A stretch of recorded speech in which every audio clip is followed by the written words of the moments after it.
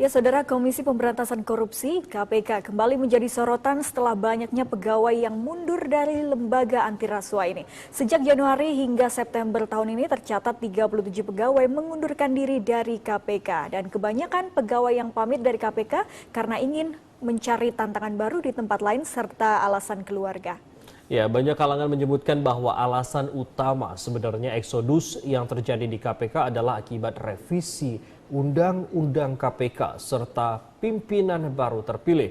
Kondisi ini diperkuat dengan pengunduran diri Kepala Biro Humas KPK Febri Diansyah. Febri mengusulkan alasan mengundurkan diri karena kondisi politik dan hukum yang sudah berbeda di bawah Undang-Undang KPK baru. Lantas apa dan bagaimana KPK ke depan? Kita akan membahasnya bersama praktisi hukum Bapak Tonin Taja Singarimbun. Selamat pagi Pak Tonin. Selamat pagi. Apa kabar Pak? Baik. Alhamdulillah. Pak Tonin, bagaimana Anda melihat dengan terjadinya eksodus pegawai KPK secara umum ini Pak? Saya buka masker boleh? Ya, silakan Ya. Pak Tonin. Jadi sebagai praktisi hukum atau masyarakat, ya kan bayangan kita kalau seorang sudah bisa masuk atau bekerja di KPK itu, artinya itu adalah suatu kesempatan yang sangat langka. Betul. Apalagi kan KPK itu setahu kita praktisi hukum aja tahunya itu adalah independen. Artinya berbeda dengan pegawai di dalam sistem pemerintahan. Ya, tapi karena mereka kemarin katanya mau jadi ASN, apakah akibat itu maka mereka mundur? Karena konsekuensi sebagai ASN berbeda dengan pada waktu mereka masih independen. Ya. Tapi sekali lagi, apakah yang berhenti ini termasuk sporting ataukah memang mereka penyelidik atau penuntut begitu yang tulang punggung daripada KPK. Tapi gonjang-ganjing KPK dengan adanya sekitar 30-an mengundurkan diri, 37 atau sekitar 100 lebih dari awal berdirinya KPK. Betul. Itu membuat kita sebagai praktisi hukum itu bertanya-tanya, karena biasanya kalau orang hukum itu kan loyal kepada pekerjaannya, itu sangat sulit untuk berpindah jalur, ya karena kalau sudah di KPK artinya mereka sudah dibebani suatu tugas oleh negara, untuk menjadi against kepada negara itu kan suatu sikap yang tidak gampang, ya kita bilang. Ya mungkin 10 tahun atau 20 tahun berimigrasi atau eksodus itu wajar. Ini kan baru 5 tahun atau berapa tahun. Nah, jadi ada apa sebenarnya? Apakah salah dalam rekrutmen sehingga di dalam berbeda, atau karena terjadi perombakan secara sistematis mulai daripada pimpinan maupun undang-undang KPK.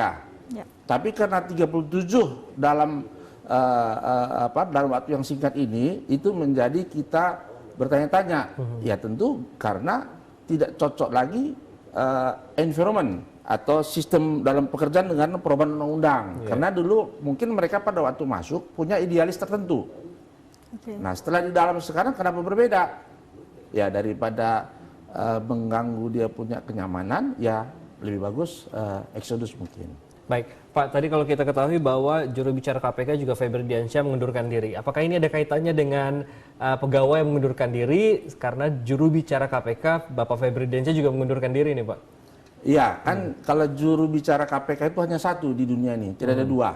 Jadi kalau seorang sudah mendudukin itu tidak akan pernah mengundurkan diri kecuali habis masa tugasnya ataupun sudah promosi. Nah, jadi itu suatu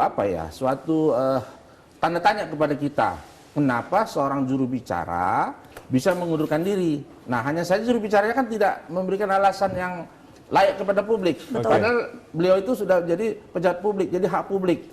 Jadi supaya tidak simpang siur, jangan karena mundurnya seorang juru bicara KPK, sehingga masyarakat hukum ataupun masyarakat yang percaya kepada KPK menjadi underestimate terhadap KPK. Kan kasihan para pimpinan yang sudah dipilih, yang sudah prosesnya itu kan lama, hampir 6 bulan sampai setahun kan gitu. Biaya negara juga tidak sedikit untuk mencapai pimpinan-pimpinan yang baru. Tapi akibat mundurnya juru bicara itu membuat KPK seperti ya kalau tadi lampu ya mati lampunya. Baik. Pak, saya masih penasaran nih Pak. Sebelumnya itu pada tahun 2016 itu ada 46 anggota KPK yang keluar. Selanjutnya di tahun 2017 ada 26 orang, di tahun 2018 ada 31 orang, 2019 itu 23 orang, dan sekarang di tahun 2020 itu ada sekitar 37 orang. Apakah itu kasusnya sama, mereka ingin menjadi lebih baik ataupun juga ingin mencoba hal-hal yang baru, itu seperti apa Pak? Jadi kalau seseorang masuk ke KPK hanya sekedar mencari memperbaiki CV curriculum vitae, artinya kan salah rekrutmen. Padahal rekrutmen itu adalah untuk orang yang loyal, untuk bekerja 5 tahun, 10 tahun, bila perlu sampai pensiun. Sama masuk kepada TNI, kepada Polri, itu kan udah kontrak mati. Tapi kalau tengah jalan berhenti, habis itu bicara di media di luar sana, mau membuat atau bekerja untuk mencari tantangan lebih besar, nggak ada tantangan lebih besar dari KPK. KPK adalah tantangan terbesar kalau bekerja di bidang korupsi. Kalau yang lain nggak ada ya. Kalau mau jadi koruptor lawannya kan gitu. Nah, begitu. Baik, jadi memang banyak mungkin faktor-faktor yang menjadi penyebab kenapa mereka mengundurkan diri, termasuk juga Febri yang juga mengatakan kepada publik ingin berkarir juga tetap ingin melakukan perjuangan anti korupsi tapi di jalur yang lain begitu Pak. Ini kan juga menimbulkan tanda tanya seperti itu. Melihat bagaimana Bapak sebagai pakar hukum juga melihat KPK ini berjalan seperti apa ke depannya? Apakah juga menurunkan kualitas penyidikan kasus begitu? Melihat juga sekarang Ketua KPK saja masih berkutat dengan pelanggaran kode etik. Bagaimana KPK ini bisa kemudian memiliki kualitas yang baik dalam penanganan kasus korupsi? Jadi kan begini, mengenai perubahan undang-undang KPK, sebenarnya itu kan sudah final, sudah berakhir. Artinya KPK yang dulu sudah berbeda dengan KPK yang sekarang. Kalau KPK sekarang sudah masuk ke dalam pemerintahan tidak independen. Dengan pegawai KPK sudah tidak independen lagi menjadi ASN, ya sudah selesai. Bahwa KPK yang dulu tinggal bukan mimpi ya, sudah bangun tidur kita. Kalau dulu kita harapkan KPK ini menjadi ujung tombak pemberantasan korupsi, ternyata sekarang ya tidak sama dengan di polisi maupun di kejaksaan. Malah mungkin lebih tinggi di kejaksaan di polisi. Kenapa? Karena mereka mempunyai kewenangan yang lebih tinggi. Kalau polisi maupun jaksa, kalau KPK kan orang sipil juga, sama kayak saya ini. Punya pistol kalau nggak ditangkap juga. Kalau polisi, jaksa punya pistol boleh. Punya kekuatan yang cukup kuat. Jadi tidak ada bedanya sekarang KPK dengan polisi maupun kejaksaan. Jadi wajar saja mereka yang tadinya punya dream bekerja di KPK akan menjadi hero dalam pemberantasan korupsi, ternyata sekarang di dalam tidak. Tapi saya tidak tahu yang berhentinya apakah penyidik atau penuntut. Kalau hanya supporting saja, misalnya Febri, ya mungkin dipaksakan untuk memberitakan hal-hal yang tidak sesuai dengan hati nuraninya. Nah, dia tahu yang sebenarnya kepikirannya dengarnya begini, tapi yang disampaikan harus berbeda, ya mungkin tidak sesuai dengan kebatinannya. Tapi ya kalau dibilang mau bekerja di tempat lain yang tantangan lebih besar, saya rasa tidak ada tantangan lebih besar. Baik, artinya Anda mengatakan bahwa memang akan terjadi penurunan kualitas dari penyidikan maupun kasus-kasus yang ditangani oleh KPK sendiri, melihat juga sekarang tidak lagi menjadi lembaga independen begitu karena pegawainya juga berstatus sebagai ASN. Iya, kalau sekarang sudah tidak independen lagi.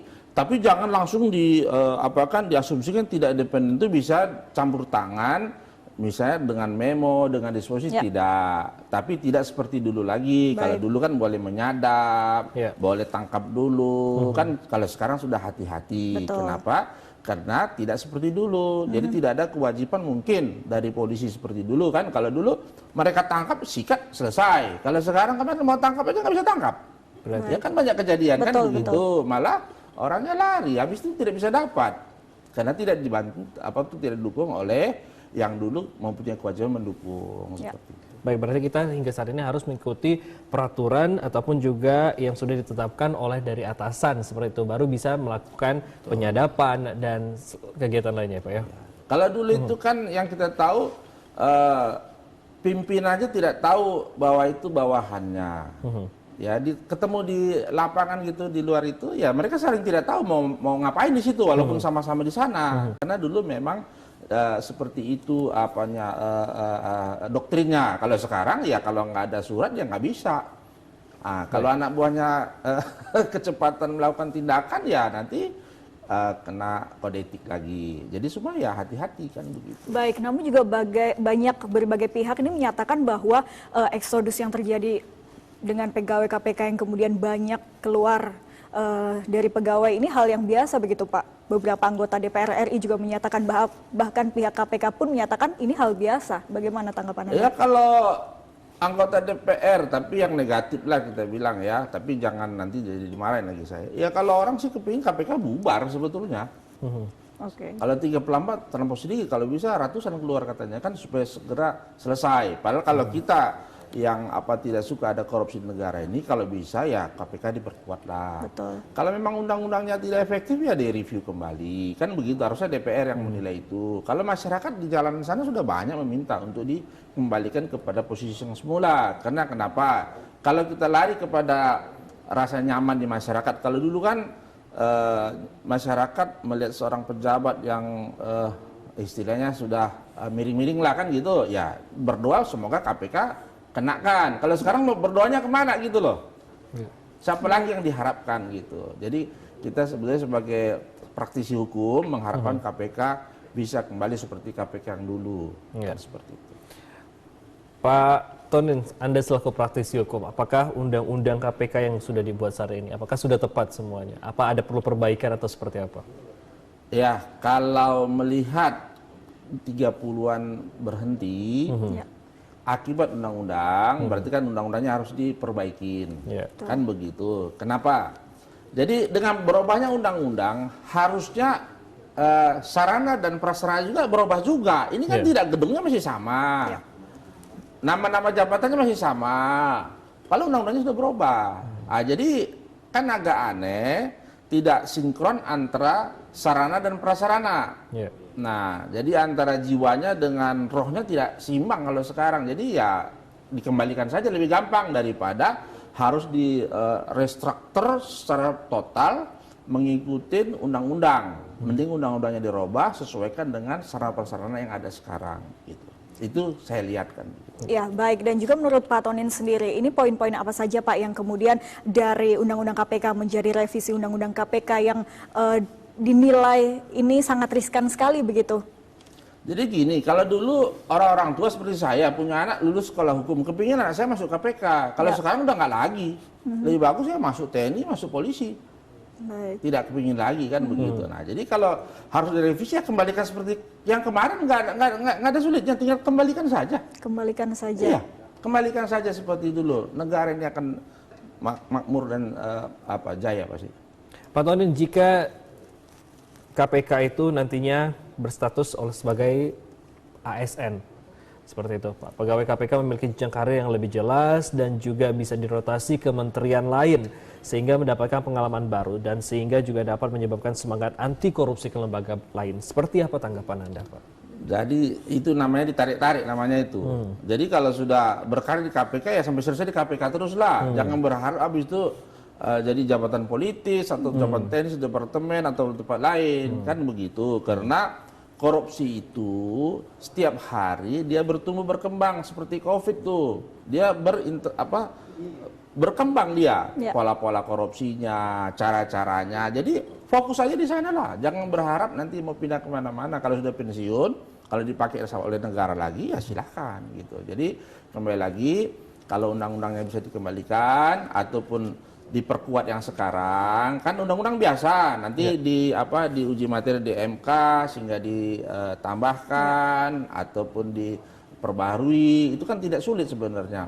Kalau kita sepakat memang korupsi harus diberantas di negeri ini. Nah, jadi kembali kepada karyawan-karyawan yang sudah eksodus atau berarti saya pikir tadi ada di antara kita ini ada yang ikut juga sehingga kita bisa tahu kenapa sebenarnya kan begitu. Kalau memang sebenarnya gara-gara undang-undang ya itu sebagai perhatian kepada DPR pemerintah untuk segera meneliti kembali undang-undang ini. Tapi kalau memang faktor lain dengan dia jadi ASN, apakah memang ada downgrade daripada income ataupun fasilitas, ya itu ya perlu jadi pertimbangan segera. Karena kalau dulu kita kan tidak bisa melaporkan pegawai KPK kemana-mana, hanya bisa kepada KPK. Kalau sekarang dengan di ASN, saya bisa melaporkan kemana-mana sekarang.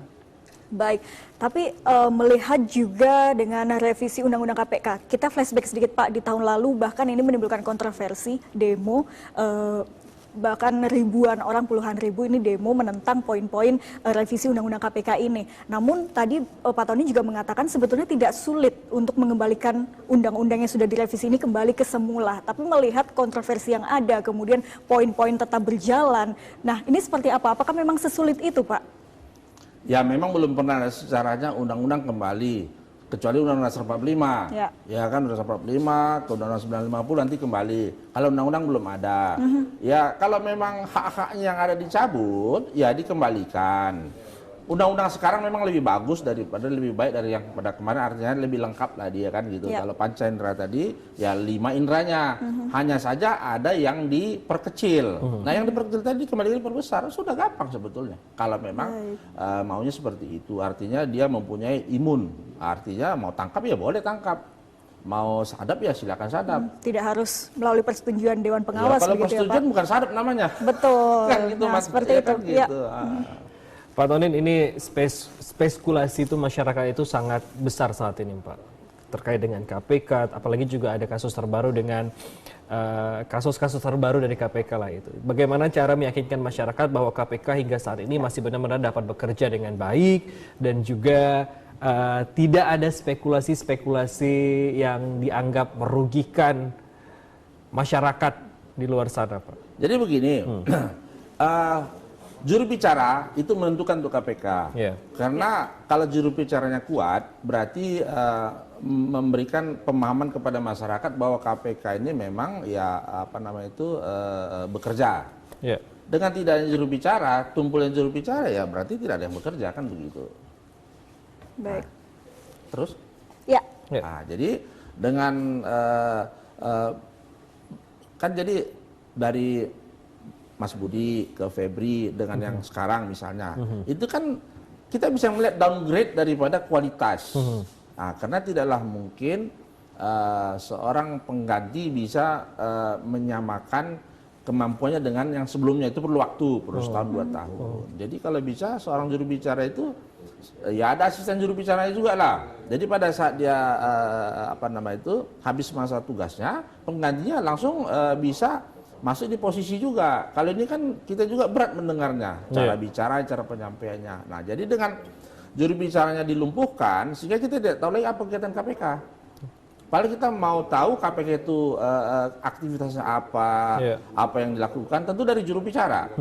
Ya kan? Nah, dengan dibatasin pun dia punya kewenangan melakukan sadap, kan tidak harus dengan sadap. Melakukan pekerjaan, banyak cara-cara yang lain. Yang penting penyidik itu diberikan kewenangan yang tidak terbatas. Kalau sekarang kan sudah dibatas-batasin. Mau menangkap yang kemarin aja nggak bisa karena adanya begini begana kan gitu. Jadi itu aja yang diperbaiki sebenarnya. Terlalu banyaknya prosedur yang harus dilalui untuk melakukan penangkapan terhadap salah satu seorang yang sudah jelas menjadi buronan. Ya di kita ini kan udah jelas, kuping aja bisa mendengar kan. Mau izin, mau tangkap sana, mau minta izin udah ketahuan. Kalau lari dulu lah katanya kan gitu. Baik. Pak Tony Singarimbun. Terima kasih sudah berdiskusi sama kami di Klik Pagi pada hari ini. Terima kasih Pak, sehat-sehat selalu Pak. Ya, terima kasih. Terima kasih. Baik.